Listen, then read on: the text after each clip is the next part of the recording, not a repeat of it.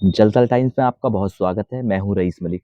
खास मुलाकात में खास मेहमान जो आज हमारे साथ मौजूद हैं, वो उन्होंने कोतवाली नहीं बल्कि पूरे जिले में प्रॉपर्टी में नाम कमाया, पैसा भी कमाया, लेकिन अब सियासत में नाम कमाना चाहते हैं, सियासत में आकर लोगों की सेवा खिदमत करना चाहते हैं। तो आप उनको भली भांति जानते हैं। वो हैं कफील मलिक। कफील मलिक जी, बहुत बहुत स्वागत है जल थल टाइम्स पर आपका। बहुत बहुत शुक्रिया। मैं रईस भाई आपका और जलते टीम का, कैमरामैन सागर भाई का शुक्रिया अदा करता हूं कि मुझसे वक्त दिया और मुझे बात रखने का मौका दिया। कफील भाई, पहला सवाल, आप सियासत में क्यों आ रहे हैं?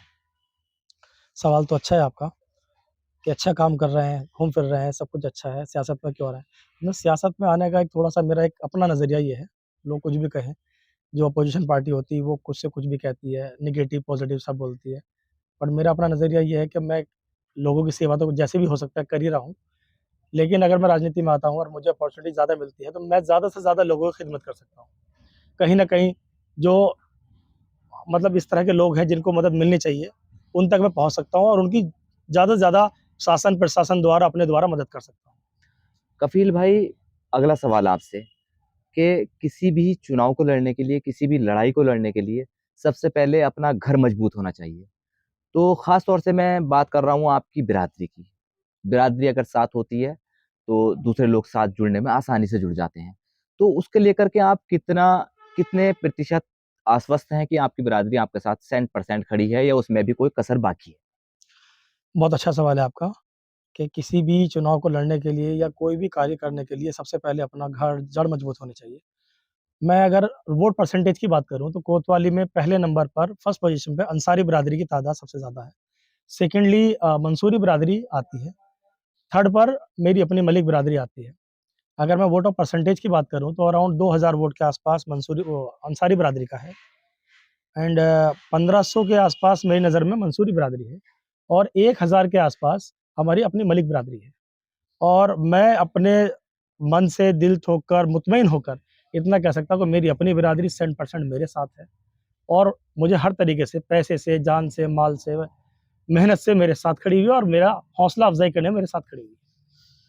कफील भाई, अगला सवाल, जैसा कि आपको मालूम है, किसी भी किले को फतेह करने के लिए सिपा सलारों की, अच्छे सिपा सलारों की जरूरत पड़ती है, सिपाहियों की जरूरत पड़ती है। और किला बड़ा हो तो और अच्छे सिपा सलारों की और ज्यादा सिपाहियों की जरूरत पड़ती है।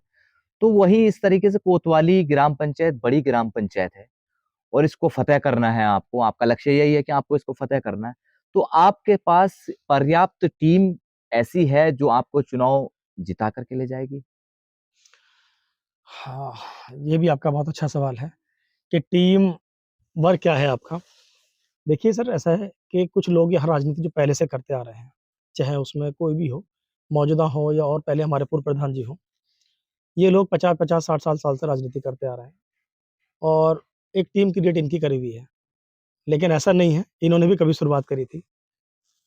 इनके साथ भी कभी न कभी कोई न कोई पहल करी थी।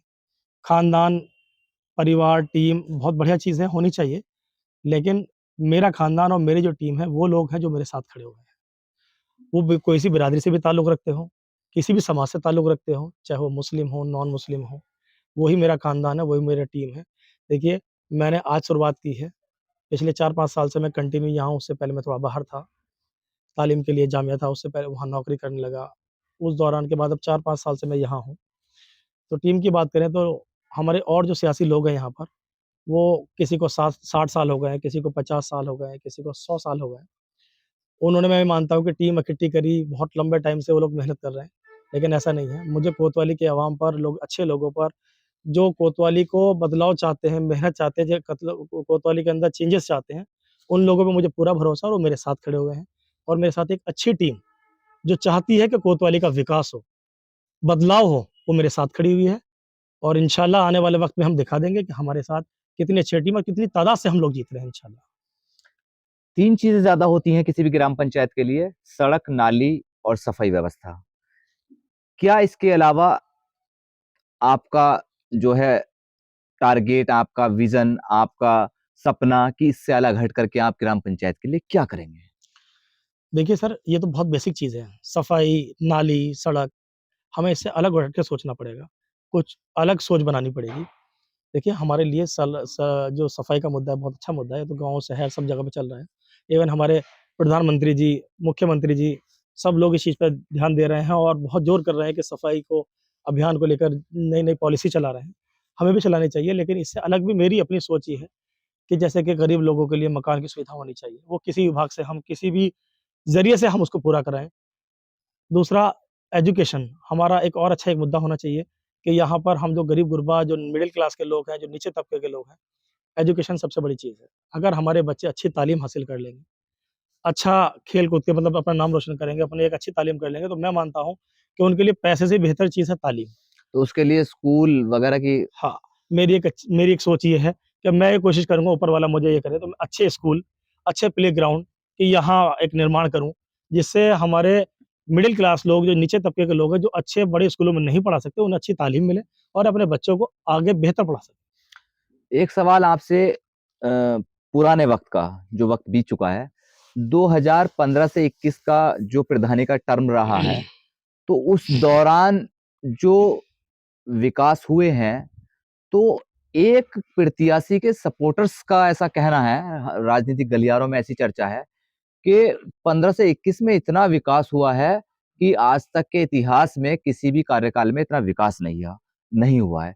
दूसरा, वहीं दूसरे एक प्रत्याशी हैं, उनके सपोर्टरों का कहना है कि जितना 15 से 21 के बीच में घोटाला हुआ है, बंदरबाट हुआ है, इतना कभी नहीं हुआ। आप इनमें से दोनों में से किस बात से सहमत हैं या दोनों से असहमत हैं? देखिए कोई भी प्रधान चुना जाए, पब्लिक के हित के लिए काम होना चाहिए। राजनीतिक गलियारों में ये तो एक-दूसरे पे आरोप-प्रत्यारोप लगते रहते हैं।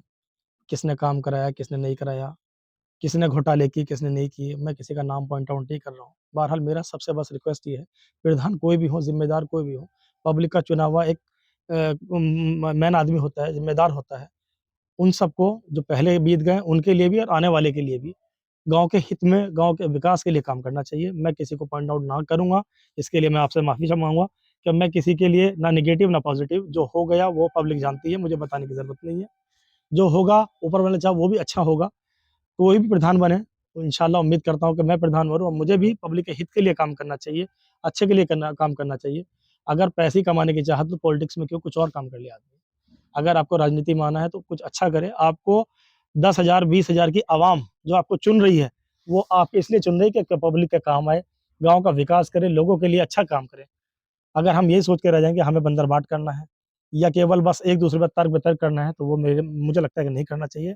हम लोग एक राजनीति में अगर आए हैं, तो हमें ये सोचना चाहिए कि हम जो आवाम है, जो गरीब-गुरबा तबका है, जो लोग अपनी बात बेचारे नहीं रख सकते, कह सकते, हमें उनकी आवाज़ बनना है, उनके काम को लेके चलना है और उनके विकास के लिए काम कार्य करना है। अपने गाँव, अपने क्षेत्र का नाम रोशन करना है और इंशाअल्लाह आगे बढ़ना है। कफिल भाई, वर्तमान में एक समस्या सबसे बड़ी है कोतवाली के देहात वासियों के लिए, बल्कि वो क्षेत्र वासियों के लिए भी बड़ी समस्या है, लेकिन चूंकि ज्यादा कोतवाली वासी उसको झेल रहे हैं। कोतवाली देहात में पानीपत टू खटीमा राष्ट्रीय राजमार्ग का निर्माण किया जा रहा है, जिसके अंतर्गत कोतवाली में ओवरब्रिज फ्लाईओवर बन रहा है। फ्लाईओवर के कार्य को लगभग 20 महीने हो गए हैं चलते हुए, लेकिन 20 महीने से कोतवाली के लोग, खास तौर से कोतवाली के लोग, धूल फाक रहे हैं, मिट्टी फाक रहे हैं और कीचड़ में निकलने को मजबूर हैं, लेकिन कोई भी सियासतदान आगे आकर के इस काम में जो है बढ़ चढ़ करके हिस्सा लेकर के इस काम को तेजी से कराने का काम या सर्विस रोड तैयार कराने का काम किसी सियासतदान ने नहीं किया। आप भी उनमें से एक हैं, जो भी यहाँ पर चेहरे हैं। क्या उनकी जिम्मेदारी या आपकी जिम्मेदारी ये नहीं बनती थी कि आगे आए और इस मामले को जो है अधिकारियों से वार्ता करें और इसको जो है, जो लोग परेशानी भर रहे हैं कोतवाली के लोग, उससे उनको निजात दिलाने का काम करें? इसको लेकर के आपका क्या कहना है? देखिए, ये जो कार्य चल रहा है, वो सेंट्रल गवर्नमेंट का कार्य है और ये खटीमा मार्ग जो आपको मालूम ही है बन रहा है, ये करीब-करीब मेरी नज़र में 1.5 से 2 साल हो गया इसको चलते हुए और मैं उम्मीद करता हूँ कि आने वाले अराउंड 1 साल इसको और लगेगा कंप्लीट होने में। मैं आपकी बात से सहमत हूँ कि यहाँ पर बहुत सारी ऐसी परेशानियाँ हैं जो नहीं होनी चाहिए थी और हो रही है। समय-समय पर जो मेरे बस की बात थी मैंने किया है। आप चाहें तो इस पे सर्वे कर सकते हैं। जो इसमें 2-3 इंचार्ज हैं यहाँ पर, चाहे वो सोनू हो, मुकेश हो या आदर्श जी हो, इन लोगों से समय-समय पर मैंने लोगों की समस्याओं को लेकर जो कनेक्टिविटी रास्तों में है, मिट्टी डलने की हो, पानी निकलने की हो, आप कभी भी चाहे तो कर सकते हैं। एक नाला आपने एक वीडियो शेयर की थी, मैंने वो देखी है। और वो आपकी जायज़ थी। मैंने उसपे भी लेके मुकेश जी को और 2-3 लोगों जिनके उच्च अधिकारी हैं, मैंने शिकायत भी की। और आपने कहा कि आना चाहिए, बिल्कुल अच्छी बात है। जो ज़िम्मेदार कोतवाली के लोग हैं, क्षेत्र के लोग हैं, उन्हें यहाँ पर बैठना चाहिए, साथ देना चाहिए एक-दूसरे का। राजनीति लोग हम लोग अपने विचारधारा की राजनीति है, वो एक अलग चीज़ है। लेकिन जब किसी गाँव क्षेत्र की बात की होनी चाहिए, तो सब लोगों को एकजुट होकर, उस पे एकजुट होकर कार्य करना चाहिए और सब लोग साथ आने चाहिए। अभी कुछ दिन पहले एक कार्य शमशाद इलाही जी हैं, उनके सामने 2 महीने से आस-पास नाला खुदा पड़ा था, कार्य नहीं हुआ था। आप चाहें तो जाके पूछ सकते हैं। मैंने एप्लीकेशन लिखी, उनके साथ गया। नरेश जी जो कोतवाली इंचार्ज थे, उनको मैंने रिटर्न में एप्लीकेशन दी कि 2 महीने से नाला इनका खुदा हुआ है। तो बिजनौर रोड पर वो स्थित है वो। काफ़ी दूर तक नाला खुदा हुआ था, पानी भरा हुआ था। इंस्पेक्टर साहब को फ़ोन किया। इवन बागपत जो एक सरदार जी हैं, उनको फ़ोन किया जो इंचार्ज हैं, मुझे नाम तो उनका ध्यान नहीं है। उनको फ़ोन किया। बहरहाल ऐसा हुआ कि तुरंत 3 से 4 घंटे के अंदर-अंदर कार्य वहाँ स्टार्ट हो गया और आप चाह सकते हो इसकी तस्दीक कर सकते हैं मौलाना कारी शमशाद साहब से। तो ऐसा नहीं है कि हम इसमें नहीं कार्य कर रहे हैं और सपोर्ट नहीं कर रहे हैं। लेकिन क्या होता है कि हम सब लोगों को मिलकर बैठ के इस पे अगर ऐसे ही है तो कभी हाँ, भी हाँ, जैसे कि आप देख सकते हैं, आप बिजनौर जाएँगे तो महेश्वरी में सर्विस रोड दोनों तरफ बहुत पहले ऑलरेडी तैयार है। आप बरूकी चले जाएँ, बरूकी में दोनों साइड तैयार है, ओवरब्रिज वहाँ बन रहा है। लेकिन कोतवाली में ऐसा नहीं हुआ। हाँ, ये बात बिल्कुल आपकी ठीक है। लास्ट क्या टाइम भी कोतवाली की लीडरशिप कमज़ोर है? अब लीडरशिप की बात करें तो ये तो एजेंडा हमारे जो ज़िम्मेदार इस टाइम मौजूदा हैं, उनको थोड़ा-सा उठाना चाहिए था। हम तो वक़्त-बे-वक़्त उठा ही रहे हैं, कर रख ही रहे हैं इस चीज़ को। और अगर हमारी भी कहीं ज़रूरत है, तो हम ये नहीं कह रहे कि उनकी ज़िम्मेदारी है, हम लोग भी उनके साथ खड़े होने को तैयार हैं, क्योंकि ये जो मसला है, ये पूरे अवाम का है। नहीं, ये सवाल मैंने जो है एक और कैंडिडेट हैं प्रधानी के, बल्कि 2 कैंडिडेट उनसे किया। उन्होंने भी यही जवाब दिया जो आपने दिया कि जो वर्तमान है उन्हीं के ऊपर ज़िम्मेदारी है। लेकिन चुनाव में तो आप लोग भी हैं और 3 लोग हैं उनके अलावा, तो क्या अगर वो अपनी ज़िम्मेदारी का निर्वहन नहीं कर रहे हैं या अपनी ज़िम्मेदारी से हट रहे हैं, भाग रहे हैं, तो क्या आप अदरवाइज़ लोगों को जो कैंडिडेट हैं उनको आगे आने का काम करना चाहिए था? देखिए, आगे आने के काम की बात ये है कि हमें वक़्त-बे-वक़्त आपने 3-4 दिन पहले भी देखा होगा कि मैंने एक न्यूज़ लगी है मेरी, आपने देखा होगा 3-4 दिन पहले मैंने इसका विरोध किया। अगर आप चाहें तो 2-3 दिन पहले की मैं कटिंग दे दूँगा, मेरा न्यूज़ में मैंने ये दिया है कि कार्य सही नहीं हो रहा है, इसका विरोध किया है। और इंडिविजुअल बेसिस पे मैं ये कह रहा हूँ कि 200-400 लोग हमने 200-400 लोग खड़े करके इसका विरोध नहीं किया है। लेकिन इंडिविजुअल जैसे भी मेरे पास कोई समस्या आती है, मैं उसका विरोध करता हूँ और उसका समाधान निकालने की कोशिश करता हूँ। तो आप अगर कोशिश करें और तमाम सियासतदान कोशिश करें तो सर्विस रोड तैयार हो जानी चाहिए। बिल्कुल, मैं इस बात से सहमत हूँ।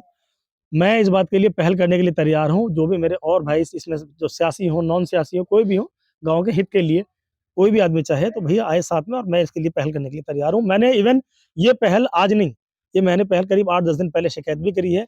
आप चाहे तो मेरी एक न्यूज़ है, उसमें मैंने अपनी कटिंग भी दी है, अपना इश्तिहार भी दिया है कि इसकी शिकायत भी की है।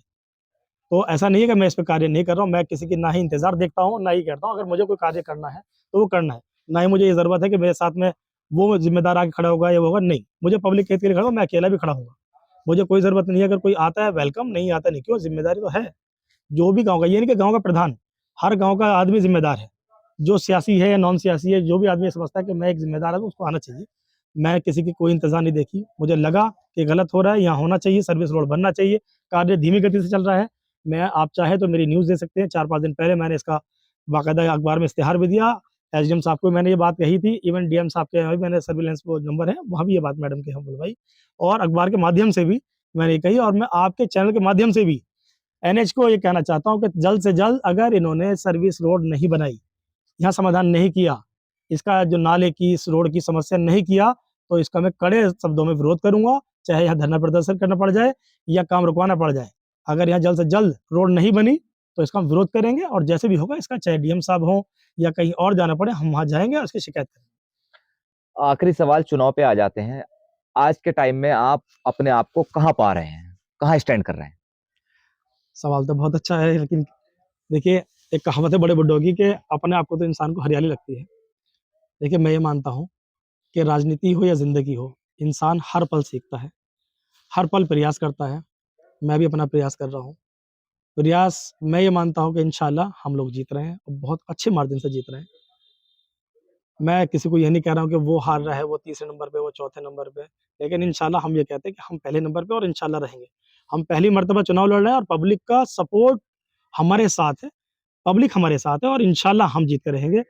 लोगों के दिमाग में जो गलतफ़हमी है कि कुटुंब नहीं है, परिवार नहीं है, तो मेरा कुटुंब, परिवार, मेरी पब्लिक है, मेरे लोग हैं, जो मेरे साथ खड़े हुए हैं।